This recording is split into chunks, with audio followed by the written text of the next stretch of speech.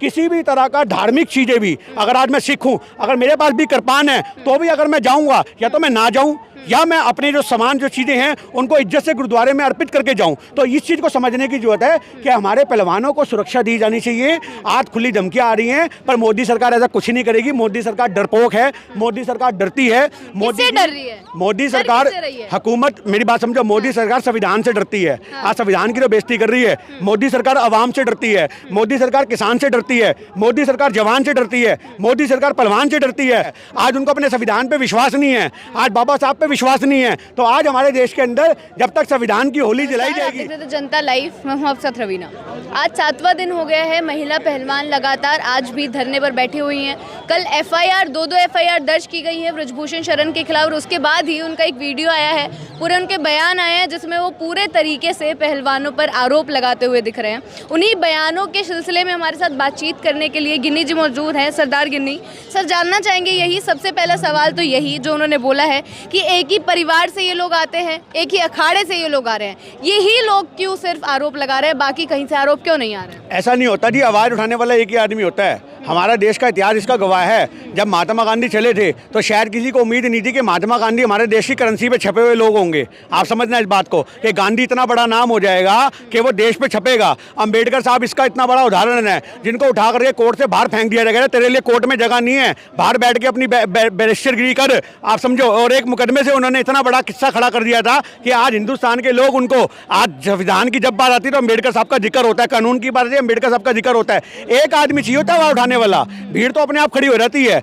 आज आप ये नहीं कह सकते कि 10 बंदे प्लानिंग, उसको प्लानिंग कहते हैं। अगर आप 10 आदमियों को बोलोगे भैया ये हो रहा है, ये हो रहा है, चलेगा चलेगा चलेगा चलेगा, मतलब आप क्या चाहते हो? जिन पहलवानों ने जा करके वहाँ पे कुश्तियों में विदेशों में पटकियां मारी है तो भी तो अकेले गए थे। 10 पहलवान जाके एक बंदे को ढूंढना मार रहे थे। तो जो पहलवान अपने आप में जिगरा रखते हैं तो वो जिगरा सड़कों पर भी नजर आएगा, वो अकेले ही निकल पड़ेंगे। वो निकले तो भले अकेले थे, पर ये काफिला देखो, आज बड़े बड़े नेताओं को उनके समर्थन में आना पड़ गया। अभी अरविंद केजरीवाल साहब आए हैं, सुबह प्रियंका गांधी जी आई थी, इतने बड़े बड़े नेता उनके समर्थन में आए। यही तो पहलवानों की ताकत है। और सबसे बड़ी बात है, ये पहलवानों की ताकत से बड़ी ये हमारे देश की तिरंगे की ताकत है, क्योंकि उन्होंने तिरंगे को बहुत मजबूत किया है। और आज उस तिरंगे को बचाने के लिए ये लड़ाई लड़ी जा रही है। क्योंकि आज अगर ये चीज समझो, अब लॉजिकल बात है, अगर आज हमारे देश की बहन बेटियां कुश्ती में नहीं जाएंगी, अगर हमारे देश के पहलवान अखाड़ों से निकल करके बाहर नहीं जाएंगे तो तिरंगा जो लहराएगा ओलंपिक के अंदर वो कौन लहराएगा? तो ये सही मायने में तिरंगे को बचाने की लड़ाई है। और अगर आप चाहते हो कि देश का तिरंगा वो युगों युगों तक विदेशियों की धरती पे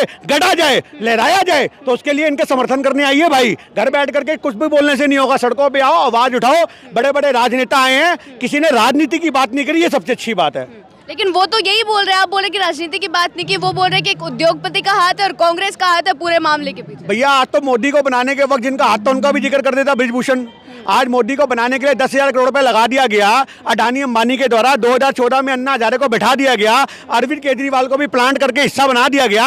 उस समय लोगों को आवाज उठानी चाहिए थी। आप समझो, जब सही मायने में हमारे देश में चीजें प्लांट हो रही थी तब तो लोगों को अन्ना भगवान दिख रहा था, गांधी दिख रहा था। 2014 में कांग्रेस की सरकार को गिराने वाला अगर कोई था षड्यंत्र के द्वारा तो वो अन्ना हजारे था, और दूसरा उसका प्यादा अरविंद केजरीवाल था, जो आज पहलवानों के समर्थन में है। उस बात पे हम बात नहीं करेंगे, वो अच्छी बात आयो, एक नागरिक होने के नाते हर आदमी को आना चाहिए। पर अगर आज जो लोग इसको राजनीति से जोड़ रहे हैं तो मैं उनके लिए कहना चाहता हूं कि भैया राजनीति क्या कहती है कि हमने पहलवानों का दरवाजा खड़काया, प्रियंका गांधी गई और राहुल गांधी गए, उनको बोला अरे आज गांधी साहब हैं राहुल गांधी जी जो मुद्दों की बात करते हैं। अडानी की कंपनी में 20,000 करोड़ किसका, उसका जवाब दो। आज तक उसका जवाब नहीं आया। जेपीसी की गठन करो, उसकी मांग कर रहे हैं। आज हमारे पास जमीनी मुद्दे बहुत है कांग्रेस वालों के पास लड़ने के लिए, हमें पहलवानों की जरूरत नहीं है। हम बेटियों का इस्तेमाल नहीं करते राजनीति में। ये राजनीति में बेटियों का, बहु बेटियों का इस्तेमाल करने वाला कोई है तो ये भाजपा वाले हैं, जिनका दोहरा चरित्र हमें नजर आ रहा है कि जो बहन बेटियों को भी ये सोच रहे हैं कि उनको षड्यंत्र का हिस्सा बनाकर यहाँ कांग्रेस पार्टी ने बिठाया या राजनीतिक पार्टियों ने बिठाया। बोल रहे हैं कि मैं गुनहगार नहीं हूं, मैं इस्तीफा नहीं दूं। हर गुनहगार यही बोलता है, एक पागल भी यही बोलता है। अभी मैं आपको बोलूंगा आप पागल हो, ये सवाल है, मैं तो पागल नहीं हूं। तो आप समझो इस बात को, एक पागल आपराधिक तौर पर इस्तीफा नहीं दूंगा। मैं आपसे क्या कहना चाह रहा हूं, आ रहे गद्दी पे बैठे इस्तीफा आप समझो अपराध की जांच ही नहीं हो पाएगी। आप समझो इस बात को, आप इस बात को समझो, जब तक एक आदमी गद्दी पे बैठा है उसकी जांच कभी नहीं हो सकती। आज दबाव बना देगा पुलिस के ऊपर, आप समझो डीसीपी के तबादले करवा देगा, जो उसकी जांच करने आएगा उसी का तबादला हो जाएगा। जांच कैसे होगी? आप समझो इस बात को। तो होने वाला आज ही है। आज नहीं ऐसा नहीं होता। कार्यकाल पूरा होने तक किससे खत्म कर दिए जाएंगे, सबूत मिटा दिए जाएंगे। आज सबसे बड़ी बात देखो, आज सही मायने में पोस्को एक्ट के अनुसार ये कब लगता है, मैं आपको बता दूं, ये एक्ट लगता है, मैं भारत के लोगों को भी बता दूं, ये पोस्को एक्ट जब लगता है जब 18 साल से छोटी बच्ची के साथ कोई दुराचार होता है, उसके गुप्त अंगों के साथ छेड़छाड़ होती है, तब ये मुद्दा लगता है। और इसमें एक बलात्कार से भी बड़ी सजा 10 साल की और आजीवन कारावास की सजा होती है। तो आज सही मायने में उसी घंटे उसी क्षण बंदे को उठा लिया जाता है। पर आज हमारी दिल्ली पुलिस कहीं ना कहीं हमें लाचार नजर आ रही है। तो ये प्रेशर ही तो है, और इस प्रेशर को हटाने के लिए FIR तो भैया आप पे करा दें, आप उसी समय उठ जाओगे, आप समझो। पर आज वो लोग नहीं उठ पा रहे। क्यों नहीं उठ पा रहे? क्योंकि वो ताकतवर लोग हैं। पुलिस हो जाए, महकमे हो जाए, कोर्ट हो जाए, कचहरियाँ हो जाए, उन पर दबाव बनाने उन्हें बहुत अच्छे से आते हैं। पर आज हमारे देश के लोगों को चाहिए कि वो सड़कों पे उतरे, बृजमोहन का, बृजभूषण का जो उसके खिलाफ मोर्चे खोलें, गली गली में, यूपी में उसके दरवाजों के बाद प्रदर्शन होने चाहिए। ये किसानों का प्रदर्शन जो गली गली नजर आया था, ऐसे ये पहलवानों का प्रदर्शन गली गली नजर आना चाहिए। जब तक आप गली गली प्रदर्शन को नहीं पहुंचाओगे तब तक आवाज़ मजबूत नहीं होगी। ये आज FIR सुप्रीम कोर्ट के माध्यम से हुई है। आप समझो सरकार तो उस चीज़ के लिए भी राजी नहीं थी। तो आज ये सुप्रीम कोर्ट कहीं जरा मासा बचा कुचा है हमारे देश में, जहाँ से हम उम्मीद कर सकते हैं, वरना बाकी छोटे मोटे कोर्टों के फैसले तो हमें कहीं समझ में भी नहीं आते। उन्होंने बोला कि विनेश फोगाट की वजह से मैं सांसद नहीं बना हूं, जनता के प्यार की वजह से 6-6 बार सांसद बना हूं। देखिए, जनता के प्यार से बने हैं या बंदूक की नोक पे बने हैं या वो षड्यंत्र का हिस्सा बन के बने हैं या लोग उनको सही में प्यार करते हैं, ये तो जमीनी सर्वे का मुद्दा है। जब आप उनकी लोकसभा संसदीय क्षेत्र में जाओगे, आप वहाँ की जनता से पूछोगे तो वो आपको बताएंगे कि उनके मन में क्या था, उन्होंने वोट क्यों दिया। वो एक अलग बात है, क्योंकि आज भाजपा के तो कई लोगों को चेहरे भी नहीं पता। आज लोगों ने तो मोदी के नाम पे मोहर मार दी। आप समझो इस बात को, उसी में चोर चक्के सबकी पहिया नैया पार लग गई। ऐसी दिल्ली के अंदर केजरीवाल जो है, आप समझो इस बात को, ऐसी दिल्ली में जो केजरीवाल है, केजरीवाल के चेहरे के ऊपर मोहर लगती चली गई, कोई उठाई गिरोह को भी इन्होंने बना दिया। तो आप ये नहीं कह सकते कि एक अगर सांसद अपने सांसद बने तो वो अपने दम पे बने। ये जमीनी सर्वे का मुद्दा है, इस बारे में हम कुछ नहीं कह सकते। बोल रहे कि बार बार पहलवान अपनी मांग बदल रहे हैं। पहले उन्होंने बोला था कि FIR हो जाएगी तो उठ जाएंगे, अब बोल रहे कि इस्तीफा और गिरफ्तारी की मांग। तो वो यही तो मुद्दा था कि FIR का मतलब ये था कि भैया जांच होगी, FIR होगी, बंदे को पकड़ा जाएगा। मुद्दा तो यही है। आप अगर एक मान लीजिए कि आप FIR कर देते हो, उसके बाद अरेस्ट नहीं करते हो, तो हमारा मुद्दा तो दब गया। आज आप किसानों के मुद्दे को देख लो, 1.5 साल तक लगातार किसान बैठे रहे, उन्हें एक लॉलीपॉप दे दिया बाद में, जिसको बहुत सारे किसान नेताओं ने भी समर्थन दिया। हम लोग बेवकूफ बन गए उसके अंदर, 1.5 साल तक किसानों के समर्थन में खड़े रहे, और वो आज लॉलीपॉप ये देखने को मिल रहा है कि MSP की गारंटी अब तक नहीं मिली। और पंजाब में आए दिन हमारे पहलवान बैठे होते हैं, आप समझो पहलवान कह रहा हूं, किसान बैठे होते हैं धरती के ऊपर, आए दिन वहां पे आंदोलन चल रहे हैं, पर आज वो हाईलाइट नहीं हो रहे, उनको दबा दिया गया। देखिए, एक बात याद रखना, कोई भी मुद्दा हिंदुस्तान के अंदर हो वो एक ही बार खड़ा होता है, और एक ही बार उसके अंदर अगर सुनवाई हो गई तो हो गई। अगर आज हमारी यहाँ से बहन बेटियां उठ गई, आज हमारे यहाँ से जो किसानों के साथ पहलवान बैठे ये उठ गए, तो दोबारा ये आंदोलन खड़ा नहीं हो पाएगा और दोबारा इसको समर्थन नहीं मिलेगा, क्योंकि लोग बोलेंगे ये तो घड़ी घड़ी नाटक करते हैं। पर आज ये सच्चाई है कि अगर हमारे ऊपर ये तोहमत नहीं चाहिए कि हम नाटक करते हैं, हम सही मायने में मुद्दे क्या खड़े हैं, तो आज उसकी जांच हो, उसका इस्तीफा हो, उसकी गिरफ्तारी हो, और उसके बाद हम चले जाएंगे। आप उसको अरेस्ट तो करो, आप उसके इस्तीफे तो करवाओ। आप एक बंदे को पावर में बिठा करके, आप समझो इस बात को, आप एक बंदे की बंदूक लटका दी आपने AK-47, और उसके बाद बोल रहे हो अरे तुझे कुछ नहीं कहेगा, जा भिड़ तो सही, तो भिड़ तो सही, कुछ नहीं कहेगा। अरे AK-47 है भैया, 2 मिनट में चला दी तो 50 निपटा देगा। तो आप समझो जब तक एक बंदा पावर में बैठा है, कोई पुलिस वाला हिम्मत ही नहीं करेगा। जो पुलिस वाला कहेगा सर आपको अरेस्ट करने आए हैं, कहाँ पे है, क्या नाम है, ये तंबा, चल तेरा तबादला, आप क्या कर लोगे? सुनवाई नहीं होगी। आप समझो ना इस बात को। कमेटी में विश्वास के लिए बोल रहे हैं। कमेटी पे काहे का विश्वास करना? किसानों वाली कमेटी आए दिन बदल गई थी। आप समझो इस बात को। कमेटी क्या होती है? कमेटी एक मैं अपना पर्सनल मानता हूँ, और राजनीतिक अगर मैं आदमी हूँ तो मैं कहूँगा नहीं, कमेटी होनी चाहिए, जांच होनी चाहिए। पर अगर आप मेरे को एक भारतीय की तरह सुनो, आप हटा दो कि मैं कांग्रेस से हूँ, आप हटा दो कि मैं राजनीतिक हूँ, पर अगर आप मेरे को नॉर्मल सुनो तो ये कमेटियाँ बहुत बड़ी लॉलीपॉप होती हैं। आप समझो इस बात को, ये एक ऐसी लॉलीपॉप होती हैं कि एक आदमी को आश्वासन तो होता है। आप समझना, आपने कभी वेंटिलेटर के ऊपर कोमा में गए पेशेंट देखे हैं? कोमा में गए पेशेंट क्या होते हैं? वो जिंदा तो हैं पर जिंदा नहीं भी हैं। वो कब खड़े होंगे हमें पता नहीं। तो आज हिंदुस्तान की कमेटियां भी वेंटिलेटर पे लेटी हुई, वही आप समझो वेंटिलेटर पे लेटी हुई हिंदुस्तान की कमेटियां बिल्कुल उस कोमा में गए पेशेंट की तरह हैं। वो कब जांच करेंगी, कब खड़ी होंगी, कब बदलाव होगा, कब गिरफ्तारी होगी, हम कुछ नहीं कह सकते। ठंडे बक्से में डाल दी जाती है। एट द एंड ये मुद्दा है। तो अब अराजकता तो फैल जाएगी सर, ऐसे अगर कोई विश्वास नहीं करेगा किसी कानून। अरे अराजकता क्या, हम बैठे हैं, हम कौन सा कह रहे हैं हम तुम्हारे यहाँ पे कपड़े फाड़ते फिर रहे हैं? हम यहाँ बैठे हैं, धूप छांव हवा में बैठे हैं, हमें क्या मतलब है? पहलवान यहाँ पर अपनी प्रैक्टिस भी कर रहे हैं। थोड़े दिन में आपने देखा था राकेश टिकैत ने वहाँ पे फसलें उगा दी थी गाजीपुर पे, आपको पता होगा शायद अगर आप वहाँ पे थे। तो थोड़े दिन में यहाँ पे गोल गोल हम मिट्टी खुदवा देंगे और यही अखाड़ा बना देंगे, यहाँ प्रैक्टिस करेंगे, बाथरूम यहाँ पे बने हुए हैं, नहाने धोने की कोई दिक्कत है नहीं है। तो ये बहुत लंबा चलेगा, आप समझो।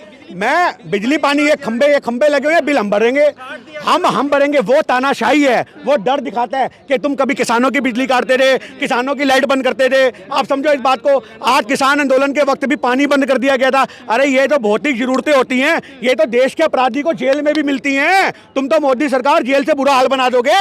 एक आदमी को जेल में भी पानी, खाना पीना, ये बेसिक नीड है आदमी की। आप समझो मानव अधिकार के लोचना है अगर आप इन चीजों को हटाते हो तो। पर आज ये लाइटें काटी जा रही हैं, ये दबाव बनाया जा रहा है, ये मेंटली तौर पे प्रेशर डाला जा रहा है। ये एक किसानों को जैसे दबाने के लिए आपको पता होगा गुंडे भेज दिए गए थे, तो आज ऐसी पहलवानों को दबा तो सकते नहीं, गुंडागिरी से पटकियां मार मार के सर फाड़ देंगे एक बंदे का। तो आज ये पहलवानों को डराने के लिए लाइटें बंद करना, ये छोटी मोटी हरकतें करना। धमकियां तो मिल रही है बृजभूषण की तरफ। अरे आज धमकियां देने वाले अगर लोग हैं तो आज सरकार को चाहिए कि Z+ सिक्योरिटी, जो मैंने पिछली बार भी कहा था, आप कंगना को दे सकते हो, जो अर्धनंगी औरत सड़कों पे निकल जाती है आधे कपड़े पहन करके, देश में संस्कृति को मिट्टी में मिला रही है, उसको आप Z+ सिक्योरिटी दे रहे हो। जिसके साथ हमारे देश की जो पुलिस चल रही है वो भी आंखें घुमा के चल रही है कि भैया इसको कैसे देखें, आप समझो। पर जो हमारे देश में तिरंगे को ओढ़ के चल रहे हैं उनको आप नहीं दोगे सिक्योरिटी। आज सही मायने में अगर ये धमकियां मिल रही हैं तो हम सभी लोग मोदी सरकार से ये आग्रह करते हैं कि आपके गुंडे बदमाश आज पहलवानों को धमकियां दे रहे हैं, हमारी बहन बेटियों को धमकियां दे रहे हैं,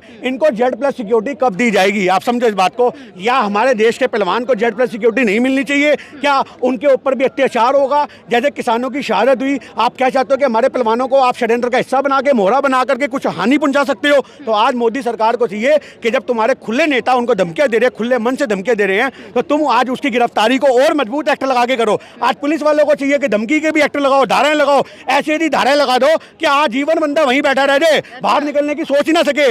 जेल से इलेक्शन लड़ने की भी उसके अगर सपना आए तो उसको लगे इतनी धाराएं निकली हैं कि बाहर निकलना मेरे लिए पॉसिबल ही नहीं है। तो आज हमारे देश के अंदर ये मोदी सरकार को चाहिए कि आप हमारे पहलवानों की सिक्योरिटी बढ़ाओ, हमारे देश के अंदर जितने भी यहाँ पे समर्थन करने वाले लोग हैं उनकी फुल चेकिंग करो, किसी के पास किसी भी तरह का कोई औजार ना हो, और उनका जो बैरिकेडिंग से अंदर जाने का रास्ता है वहाँ पे भी उनके ऊपर रोक लगनी चाहिए। किसी भी तरह का धार्मिक चीज़ें भी, अगर आज मैं सिख हूँ, अगर मेरे पास भी कृपान है तो भी अगर मैं जाऊँगा या तो मैं ना जाऊँ या मैं अपने जो सामान जो चीज़ें हैं उनको इज्जत से गुरुद्वारे में अर्पित करके जाऊं। तो इस चीज़ को समझने की जरूरत है कि हमारे पहलवानों को सुरक्षा दी जानी चाहिए। आज खुली धमकियां आ रही हैं पर मोदी सरकार ऐसा कुछ नहीं करेगी। मोदी सरकार डरपोक है, मोदी सरकार डरती है। किससे डर रही है? मोदी सरकार, किससे रही है? हुकूमत, मेरी बात समझो, मोदी सरकार संविधान से डरती है। आज संविधान की तो बेइज्जती कर रही है। मोदी सरकार आवाम से डरती है, मोदी सरकार किसान से डरती है, मोदी सरकार जवान से डरती है, मोदी सरकार पहलवान से डरती है, और मोदी सरकार विपक्ष से डरती है। आज मोदी सरकार योगी सरकार लेकिन डरती नहीं है, गोलियों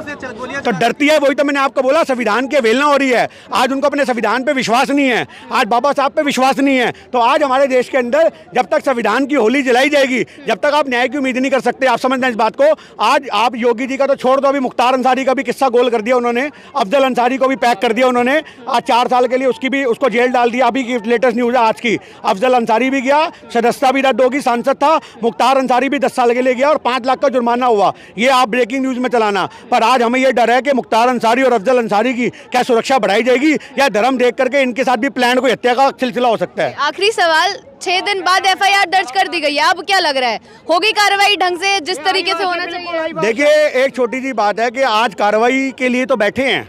आपने कल बजरंग पुनिया का बयान नहीं सुना, आपने शायद साक्षी मलिक का बयान नहीं सुना। उन्होंने खुले में बोला है कि जब तक उसकी गिरफ्तारी नहीं होगी, उसका इस्तीफा नहीं होगा। उन्होंने, साक्षी मलिक ने बोला, हम चाहते हैं कि वो अपने संसदीय पद से भी इस्तीफा दें, पर अगर वो नहीं भी होता तो कम से कम जो खेल के वो अध्यक्ष बन के बैठे हुए हैं कुश्ती के, उस अध्यक्ष से उनका इस्तीफा होना चाहिए, तभी जांच हो पाएगी। नहीं तो बड़े बड़े अफसर डरेंगे। आप समझो, आज जिससे पूछताछ करने के लिए CBI में बुलाया जाएगा, उसको फोन आ जाएगा, मेरे खिलाफ कुछ बोला, तबादला करा दूंगा, निकाला करा दूंगा। अरे बड़े बड़े नेता भैया, सांसद है 5-5 बार के। आप समझो, आप समझो 5-5 6-6 बार के सांसद हैं, पूरे दबंग आदमी हैं, यूपी में नाम है, आज लोग थर-थर कांपते हैं। आज हमारे देश की राजनीति में ये चीज़ें देखने को मिल रही हैं कि थर-थर कांपने वाले लोग, जो थर-थर कपवाने वाले लोग हैं, वो नेता बन के बैठे हैं। तो कहीं ना कहीं हमारा देश कमज़ोर लोगों के हाथ में है, गुंडों के हाथ में है। गुंडों से देश को बचाना है, पहलवानों को समर्थन देने आना है, मोदी सरकार को भगाना है। 2024 के अंदर ऐसी सरकार बनाओ जो जनता के मुद्दे उठाती है, जनता को मजबूत बनाती है। साथ नहीं देगा, कुछ भी नहीं होने वाला है। मेन स्ट्रीम मीडिया सब बार बार गोदी मीडिया मुर्दाबाद के नारे जंतर मंतर पे देखिए मेरी बात,